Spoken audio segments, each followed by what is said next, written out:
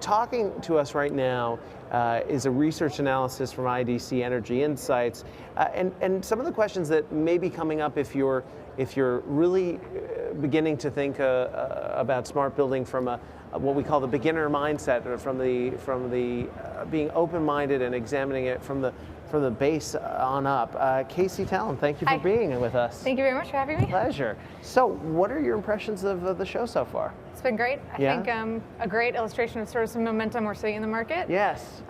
Just a ramp up in awareness and understanding of the intelligent building space and the smart building.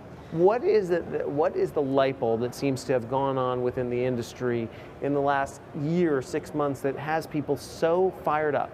I think there's an increasing awareness of the value of these technologies. So, a lot of the entry conversation has been around energy management and energy efficiency, but I think there's a lot of proof in the market now that there's a cross-sectional value. So you see operational efficiencies, you see values that speak to a variety of stakeholders in a business, and so it's a compelling business case really for these technologies. It feels as though 3 years ago we were using the word green building.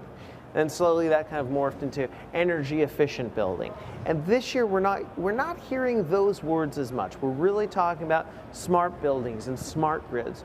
Can you speak to that? Sure. I think it's an element of that. These are really technology enabled optimization, right? And I think that the green building and the sustainability movement is really important. But the economic value of smart building technologies is what's really resonating and differentiating this conversation. How would you differentiate the two? So I would say the smart building, we talk about solutions that represent a convergence of the traditional building automation and information technology. And I think that's important because then your building operators and your up to your C-suite, they have a new level of visibility. And so they see how everything in their building is operating. And really can understand where your efficiencies are coming or where your inefficiencies are.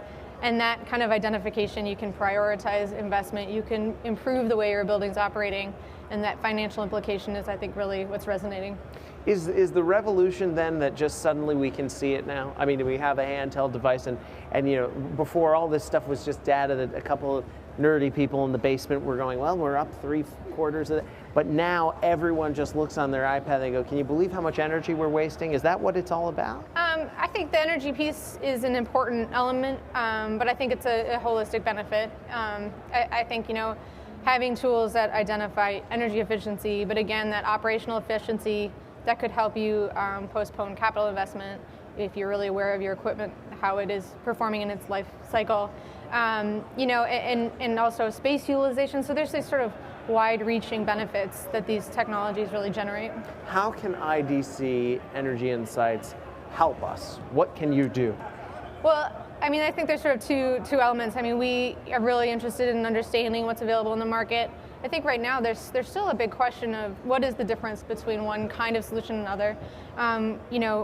Analytics isn't just analytics. There's fault detection and diagnostics up to predictive maintenance and optimization, and understanding the differences between seemingly like solutions. So we do a lot of technology analysis and assessment.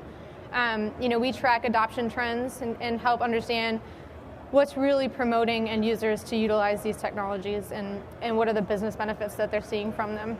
What's one of the more successful examples of how you've done this in the last year? Who have you done this for? Even if you can't mention the company specifically, what have you done?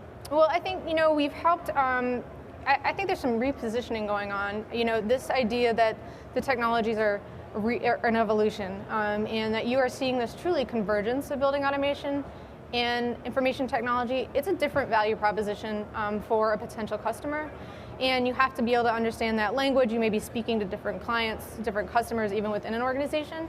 So we can help in some of that value proposition and in that terminology. We have, our IDC has a long legacy of research in the IT space. In our focus on energy, we can bring together resources from across different groups and kind of help position that message. Casey, tell me one trend that everyone should be really paying attention to.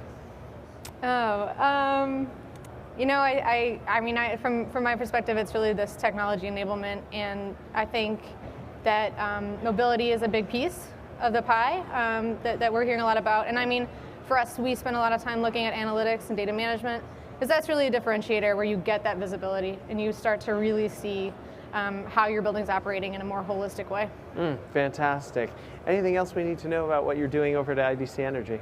Now our information is available online, and it's an exciting space to cover. So we've got a wide variety of research that's underway. Are you guys putting out a lot of the research into blogs or tweets or things like that? Yeah, so we have a IDC community, and I contribute to the Smart Energy page. We've got a variety of analysts that communicate there, and I Twitter. So we've got. Where do we follow you? At @KCTalon_IDC. Fantastic. Thank you so much. Thank you very much. Thanks for being on Conference Live. That's Casey Talon, research analyst at IDC Energy Insights.